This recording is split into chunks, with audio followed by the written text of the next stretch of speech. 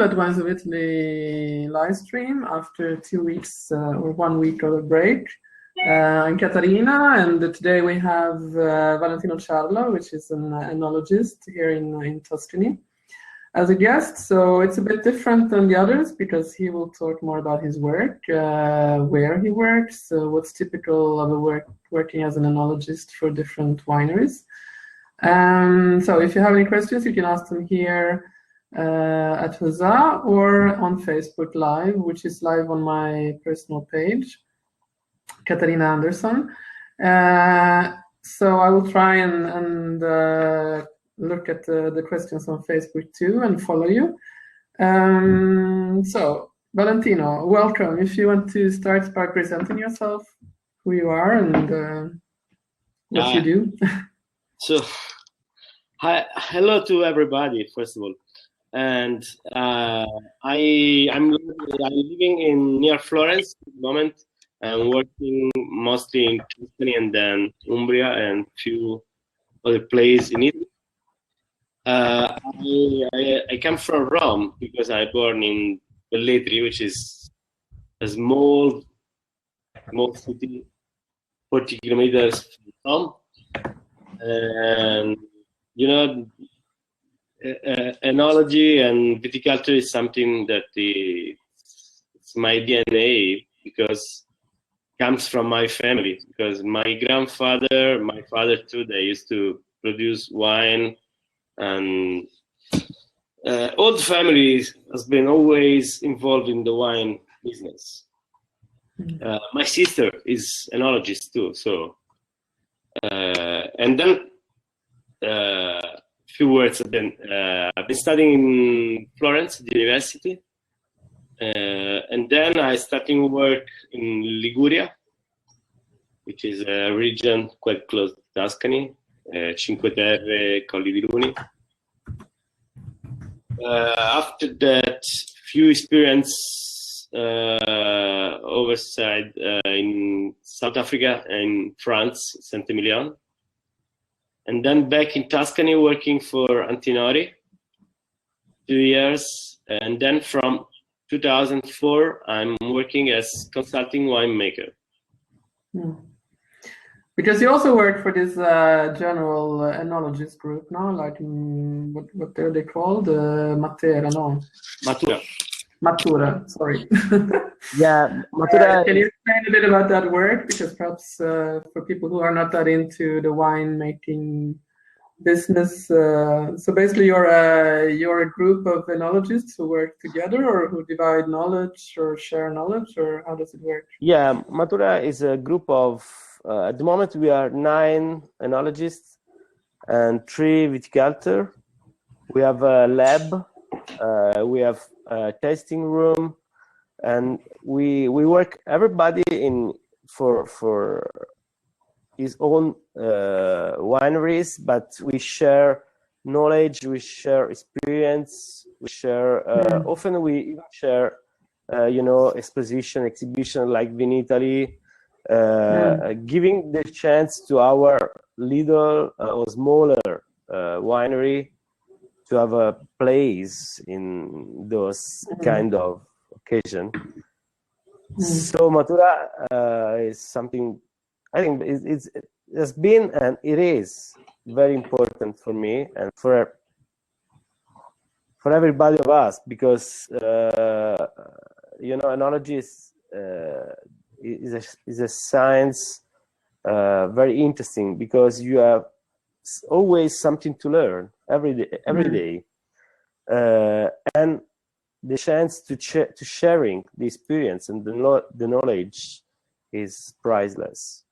Because also the knowledge and the science evolves, no? It goes forward. Yeah, so yeah, and more. The most important thing is every harvest, every year is different. Every terroir, every territory is different. So there are so many variables that you always need to learn something. So how many enologists are you in the Matura group? Nine. 10? Nine people. 9, you said that, that's true. 9 people. Sorry.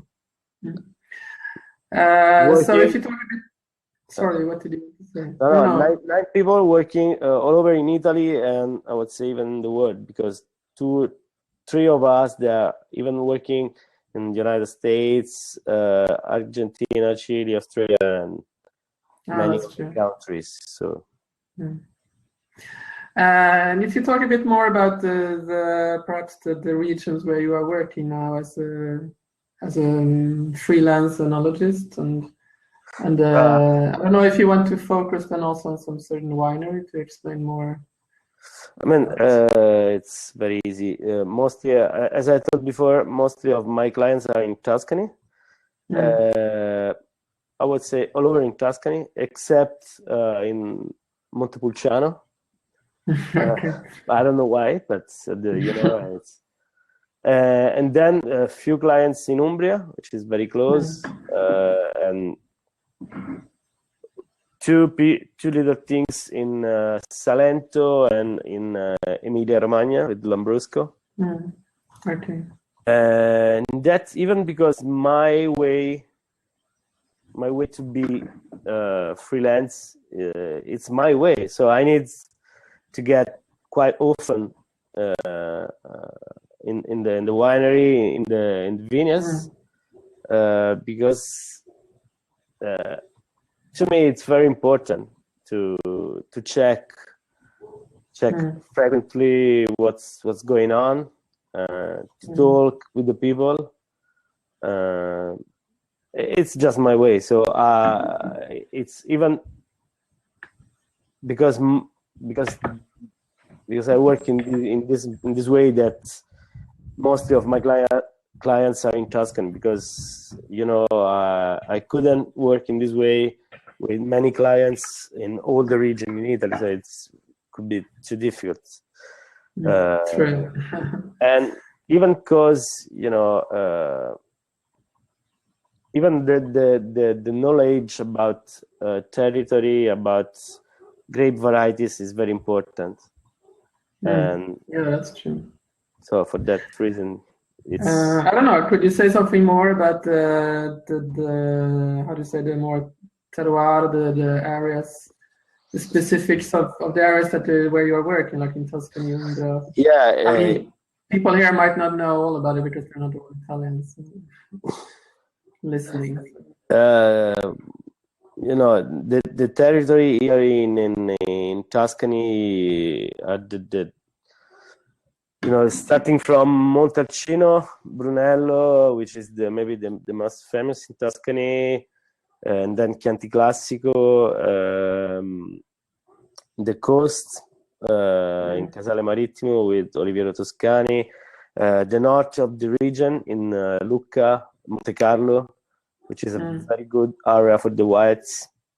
And then here I'm living in the Chianti Classico area near San Casciano, and all the areas of the Chianti Colli Fiorentini, which is are all around Florence, with many nice projects.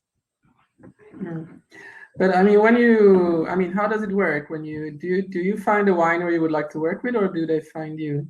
How did it work? Normally they found me. I mean, that's the normal way. Otherwise, it was too easy. True.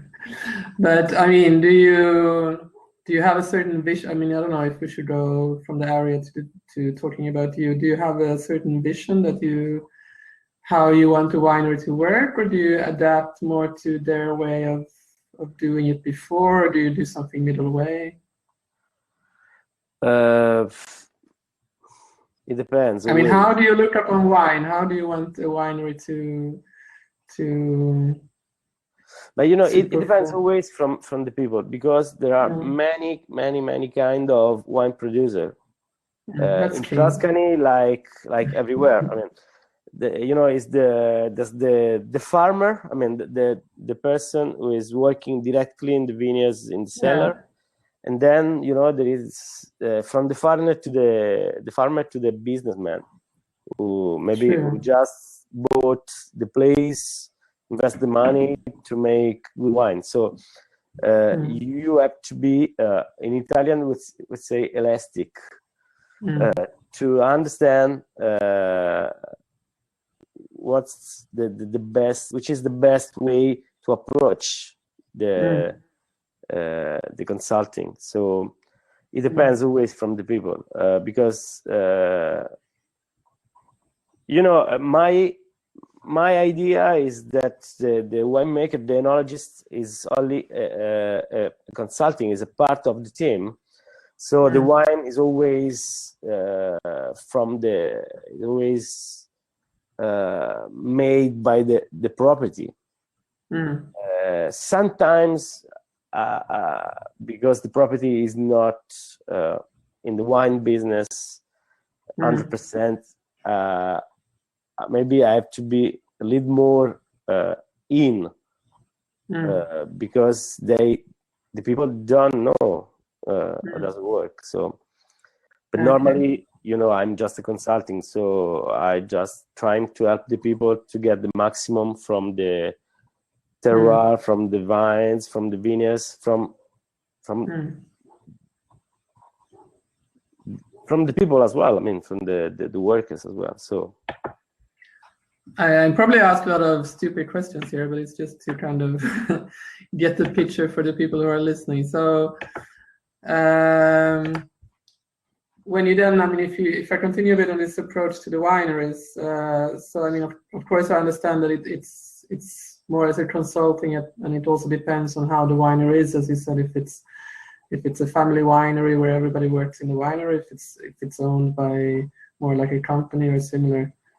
But how do you approach in the beginning? I mean, I don't know. I'm very curious about this. I mean, how does it work in the beginning? Is it hard? I mean, to kind of start getting along, because I realized there also have to be that you have to arrive to a certain amount of trust and that you kind of look upon wine in the same way. I don't know. Has it ever gone bad with a consultancy that you didn't manage to get along, or that there were different visions of how to do wine, or?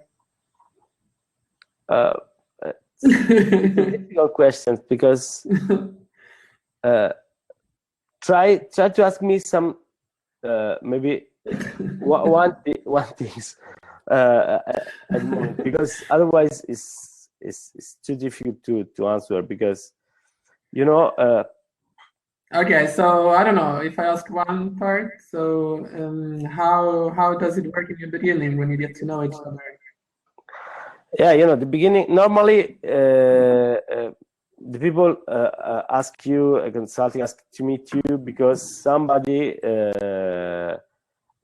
told some good things about you, or otherwise because they taste some wine that you made, so they already know something about you, but they don't know you as person. So every time the first things for me is the human side. So what is very important to me is that the people know me. The first approach is human, then could be technical, but you know, you have to live a little bit with the people. So because the consulting is all the year, and luckily for many years, so it's anyway a relationship, and human relationship. The most important things. So to me, and you know, you can hide yourself. True. It's maybe even difficult to tell you in English for me, but that's it. I mean, you can't hide me. I don't want to hide anything about me because we have to be. They have to like me as person first of all. Yes. Then we can talk about technical, about wine, about vines. But first of all, it's human. True. And then we have to talk a little bit to understand each other. Which is the project, the goal of the project, and then it depends. If we are in a famous place, famous area, sometimes it's easier because I already know something, but sometimes it's some faraway place in Tuscany with no vines around, so the only winery, and you have to talk and to study and to imagine what it can be. Okay, so there is one saying hello from Brazil, Ricardo Paulinelli. He's saying hello to you. Hello. On Facebook. Sorry. In a comment on Facebook. I guess he's a friend of yours. Riccardo. No. Paulinelli. Well, anyway, he wrote in the comments. It's so if we continue, I'm working in the agriculture, so the media is not my cup of tea. No, I just told you because I saw his comment. Still, there are no questions. People are a bit shy today, so if we continue to talk more about perhaps the work that you do, so. If we take like a day in your life, I mean in your daily work, so you said that you travel a lot to the different wineries. Yeah. So do you have a plan how often you should visit the winery? How I guess you have a plan. I mean, a scheme for how to. That's a good question because different enologists, different way to plan. Me, at the moment I'm working for about 25 wineries, which is not too bad. I mean, I have to run a lot. Yeah, that's a good. Yes. and you can make a plan for even for 2 weeks maybe, and it's very professional to make a plan for a long time. It looks and it is very professional, but sometimes, especially in the harvest period, it's professional, but it's not the maximum you can do because you can't plan you can't plan what's going on in 10 days in the harvest because every day can change something. So I prefer to be quite very elastic in the plan. Because if sometimes he needs me, I can change something and go there. So my planning normally in the harvest period it's for the week, and normally I arrive to get every winery in a week. Okay. Which means you have to travel a lot. Yeah. In few cases even twice per week. It depends. It depends from the moment, and especially the first 1 or 2 harvests together. Normally, they need and I need to understand better. Then, now there are few wineries that are working for 13 harvests. Oh, okay. We know very well each other, so I don't need to get there every hours because they know. But at the beginning, you have to go there frequently to check and to understand, to teach, to talk with the people. Well, I mean, for Tuscany, I guess it's quite doable, but for wineries further away, it's a bit hard, no? Yeah, it's different. These harvests, for example, in Salento, in Puglia, I went there once every 2 weeks. Which is not enough for me, but it's the right size even for the winery because otherwise it's expensive to get there. But it depends. Normally, it's the harvest is once per week because it's enough to check the grapes, the ripeness, to check the vineyards and check what's happened in the winery. So there's a question. I just wanted to say hello to Jen, who is following from the States. And then there's a question, what is your favorite grape, if you have one? My favorite? Grape. Many. I'm living and working in Tuscany, so Sangiovese is the grapes giving me the bread. True. So and it's very fashionable. It's difficult to work with. I mean, it's difficult. It's not easy. It's not difficult. It's not easy. But it's fashionable, and normally the Sangiovese wines are very drinkable. Very easy to not easy to drink, because in English is not the same meaning, but it's easy to drink more than one glass, which is very important. They're enjoyable. Enjoyable.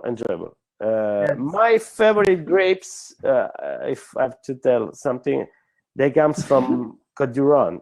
So Syrah. Okay. But because I don't know why, because I really loved the place when I went there when I was young, and because the Syrah is very, I like the wine from Syrah, yeah. But at the moment, for example, in the last 2 or 3 years, I'm working a lot with native grapes in Tuscany and in Emilia and Umbria too, and they are very interesting. Like, you know, Canaiolo in Tuscany, Colorino, Grechetto in Umbria, they are very interesting. So,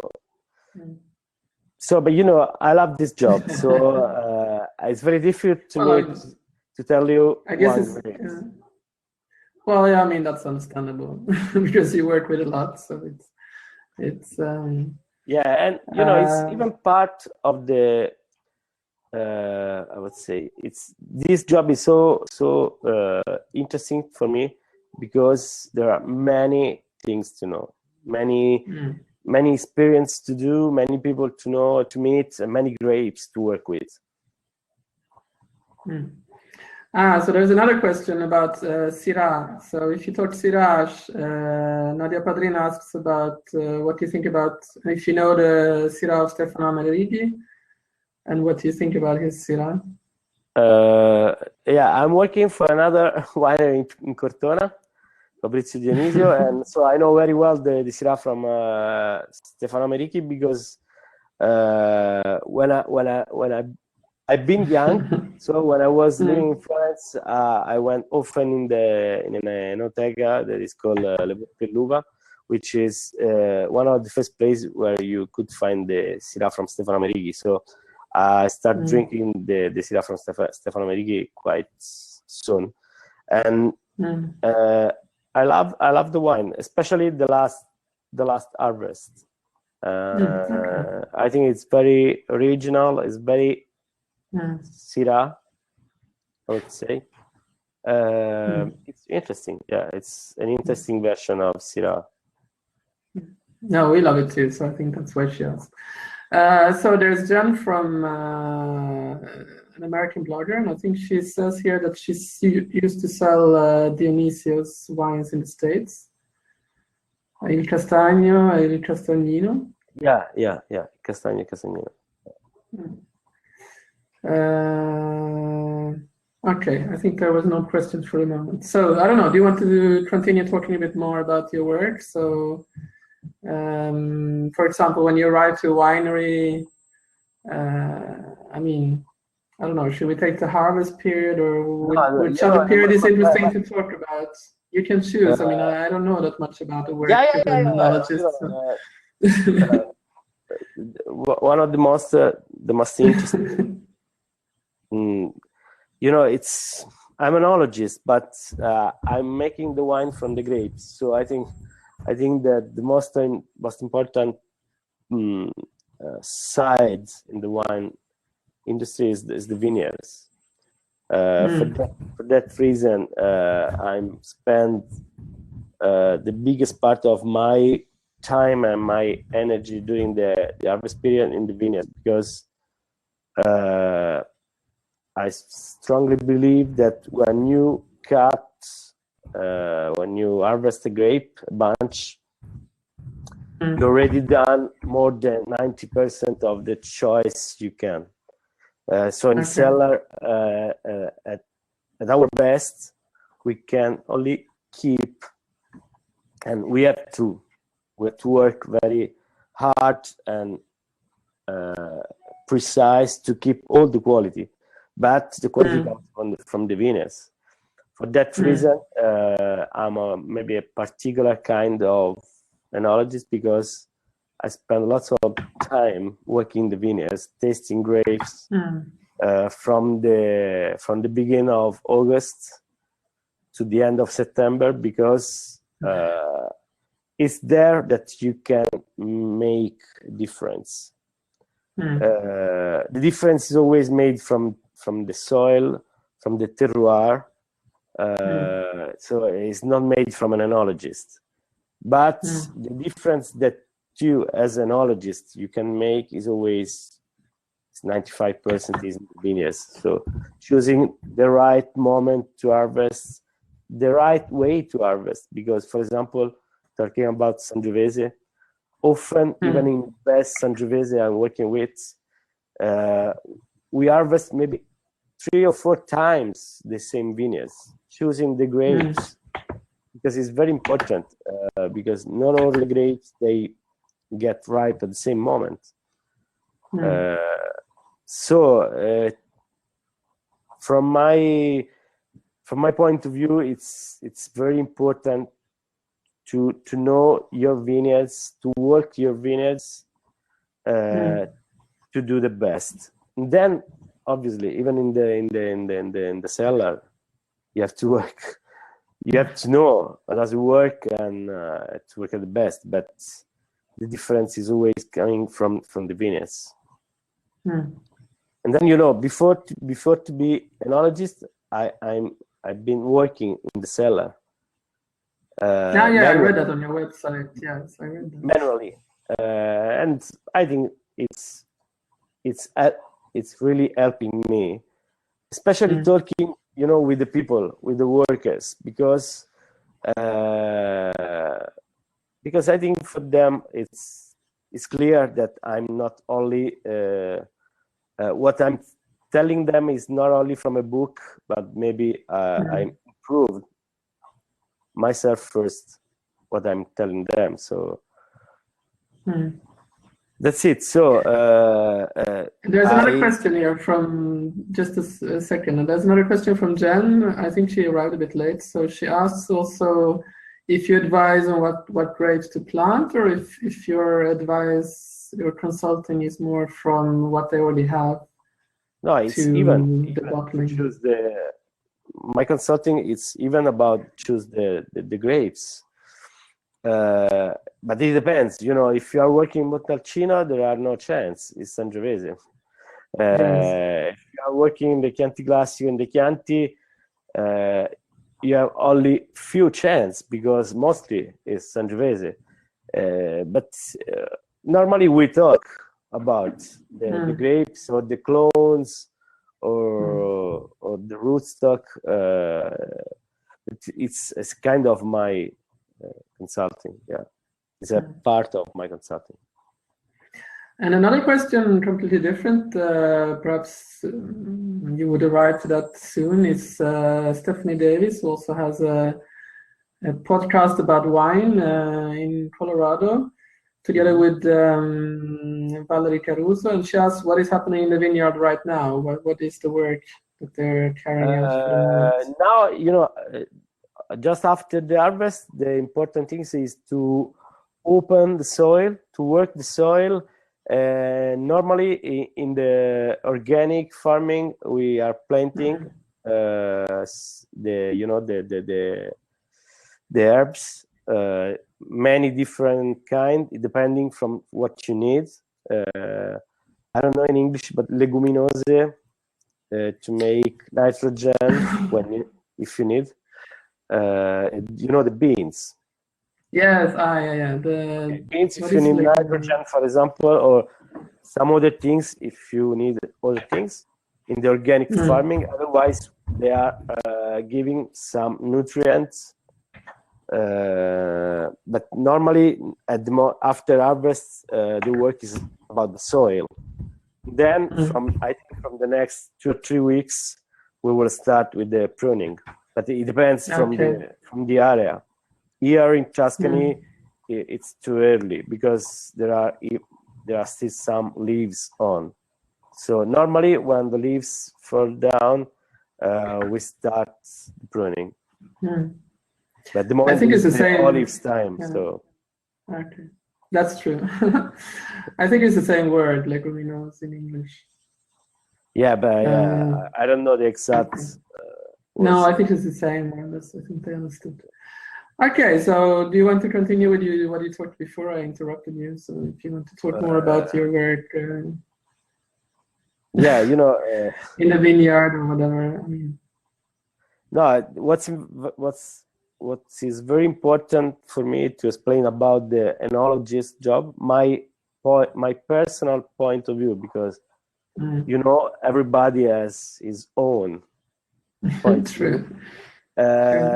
Because you know, especially in the past, enologist has been considered as a star, you know, as something that could change the words. I mean, about wine. That's not my point of view. We are lucky people because it's a beautiful job. I travel a lot, I drive a lot, but always in beautiful place, which is a big fortune. I mean, lucky, as you say. I'm unlucky anyway, but it's a job, so you have to work a lot. It's not because you have some special feeling that you can create something. An enologist can't create anything. I think the most important quality, not quality, how do you say in English? The most important things you can have as an enologist is to be sensitive. To be sensitive. That's the most important thing. Then you have to work a lot. You have to work a lot in the vineyards. You have to work in the cellar to know how does it work. So that's very important. Then everything comes naturally, but you have to work. We are not creating anything because you know it's another fortune to me, because I'm not only lucky because I'm a winemaker, I'm an enologist, but I'm an enologist in Tuscany, living in Tuscany, with many different interesting terroir, like I told you before, Montalcino, many different sides in Chianti Classico, in the north of the region, and that's the fashionable side, because in the same day you can switch from white varieties in Monte Carlo, in Lucca, driving in the coast for the reds, like you know, Cabernet Franc, Syrah, and then you go inside Tuscany, checking the Sangiovese in Montalcino. So you have to switch many times in a day, per day, different person first of all, and different people first of all, and then different place, different soil, and different grapes. So interesting. There's a question. They want to know also, Jen, what's the most difficult part of your job, according to you? The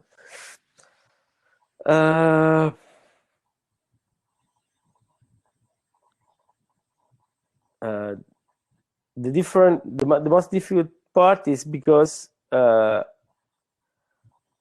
mostly of your clients is asking you something more than to make the wine. So especially in the last period, the enologists, the winemakers, they even has to help the winery, to the commercial side. So maybe that's the most difficult side to me, because often the most important things is not to make a good wine, to make the best wine you can make from the place, but it's how many people in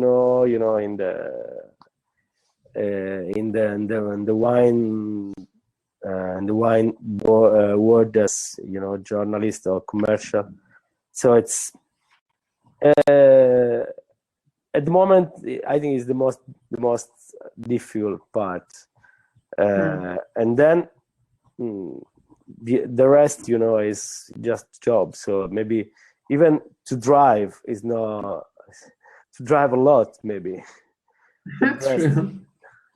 the rest, is part of my job. There are the exciting period, which is the harvest, and then maybe this period you are tasting all the wines you made to understand what's happened. And then in the winter you are working to prepare everything for the bottling, but different moments, but not difficult. So okay. There's another question, still from Nadia, and she says that she recently tasted a Pugnitello wine that she liked a lot, and she wonders if you think that there's, it is a kind of a grape variety that was forgotten for a while, and they kind of rediscovered it, I think, some years ago. Pugnitello. So she yes. Yeah, Pugnitello. So she wants to know if you think that there nowadays is a return to wine production of quality and kind of native grapes rather than quantity. Try again with the answer, because okay. So she says that I know Pugnitello and I work with. Yes, but she wants to know if you think that there is a trend among wineries now to try and rediscover kind of older grape varieties, to try and produce more quality instead of focusing more on a lot of bottles and using kind of always Sangiovese. And do you see a trend that there's I think there's a trend of interest about native grapes, even mono-varietal wines like Canaiolo, like Ansonica in the Giglio Islands, like many others. I think that there's a trend of interest, and even because after I talk about Italy, after 20 or 30 years of French trend, we came back on our history, even because we have big history even in the wine and in the grapes. So we are discovering again what we already discovered, our maybe grandparents. And so there are many interesting things. Something it's not, honestly, because in this trend we are starting cultivating again many different native grapes. Nor all the grapes, my opinion, are so interesting, but few, they are very interesting, and maybe they abandoned it because they weren't in the French international trend. So not much, maybe a bit lighter in color, and till 5 years ago the red wines from Tuscany must be black, not red. Yes. I'm talking in general, obviously. I'm not talking about the 100% of the situation, but in general, the market was asking black gem wine from Tuscany. And for example, if you work with the Canaiolo, it's impossible because it's quite light in color. It's beautiful in the nose. It's fruity. I always think about female grapes because it's beautiful on the nose, but in the mouth it's light. I mean, it's enjoyable, but it's not so big. So you couldn't make big gem wine with the Canaiolo. But it's very interesting to make a wine that you can drink a bottle to people. So there are many interesting things. For that reason, I think that would be, and I hope so, would be a good trend. The native grapes. Cool. So I don't know, what were we talking about before? Do you want to add something? You know, it's so interesting to talk about wine, about my job. So one important things that I learned from another enologist when I was working in South Africa is that you have to drink good wine, important wine, to be a good enologist, to be a good winemaker, and it's true. At the moment, I was too young, maybe, to understand all the meaning. But now it's every day, every time that I can taste different wines, good wines, I always think at that moment because it's true. It's only drinking good wines and different good wines that you can learn, that you can understand yourself as well. So it's very important. I told you before, the most important quality for an enologist is to be sensitive. At the same level is to be curious. And I am very curious about wine. Not only about wine, but about wine especially. So because I think that the biggest mistake is to think to know everything in the life in general and in the wine too. So here it's only having a different wine you can realize that you don't know anything. So it's very interesting to drink different wine. On your website, you talk about different ways to produce vini buoni, good wines. No, so what is a good wine for you? What characterizes a good wine for you? Un vino, a good wine is the wine that you will drink.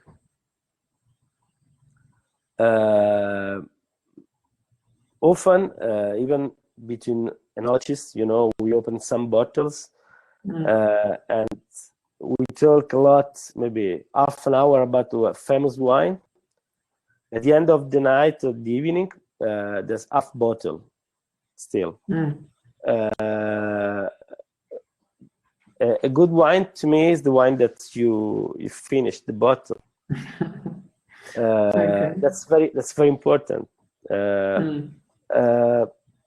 All the other words around the wine, about the wine, it's something that is not necessary. The most important things at the end of the game is that you drink the wine. That you enjoy it. That you enjoy the wine. Yeah, because, but I'm honest, often, even to me, drinking some famous wine, I'm influenced about about the label, and you talk a lot, but you still have half glass of wine. You can't. You want you would not drink more. Vino Buono is a wine that you do drink. It's made from the grapes. It's simple. It's very difficult. It's very complicated, but it's simple. That sounds good. So I don't know. Does anybody have any more questions? Otherwise, I think we have learned a lot today about the work of an enologist and your vision of and how you work and how it functions to deal with wineries and so forth. And there was a lot of interesting questions too. So I think it's been a very interesting episode or show today, and I'm very grateful that you wanted to be here. I just wanted to say some final words that next Tuesday we will have Wine to Five, Stephanie Davis and Valerie Caruso as guests that I mentioned just briefly before, and you can see their link here. And for those of you who wants to find Valentino Ciarla, I put his link before, but it's valentinociarla.com, no, your website. Yeah. So if you want to find him, if you want to ask more questions to him, or if you want to hire him, you can find him on his website. Do you want to add something? Do you have anything to say? Thank you very much, Caterina, for the chance to talk about me, about my job, about my personal way of thinking about wine. I don't know if it's interesting for somebody, but it's as I told about my first visit in the winery, and it is about this live chat. I'm in this way, so I even today I was thinking about the word to say in this live chat. Then I realized we will see. We'll talk about my job easily because there is I'm Valentino. I'm a person, and then I'm an enologist. It's very curious to know new people, new wine place, because I'm a very lucky guy in the life and the job too. So thank you very much, Caterina. No, thank you. I think that's also the thing. For the class maybe in Florence. Yes, of course. Okay. There was also saying hello from Lauren, and she says thanks to you too, Valentino. I think she's in Florida. But I just wanted to comment. I think that's the thing with a live stream or live chat too, that you should just be yourself and be very easy. So I don't really ask for very much preparation, because I don't think that's necessary, because in the end you just want to see. So it was a way to see the face of an enologist, which I think is very interesting, and I think it's also interesting for the mostly English-speaking audience. He's a simple person with no special or chemical things, Oh, that's good. And for those of you who already knows him and who also saw him perhaps last weekend when there was this huge FISA event, Nadia Podin says that we're all very lucky to listen to you, because it has been very interesting. So I think that it's been a very great chat or live stream today, and I'm very grateful and lucky that you wanted to take time to be here. So I hope I see you around, yes, in, I don't know, with Livia Bianca or somebody else in FISA sometime. Yeah. Thank you again. Thank you again, and I think I will close it down here. Okay.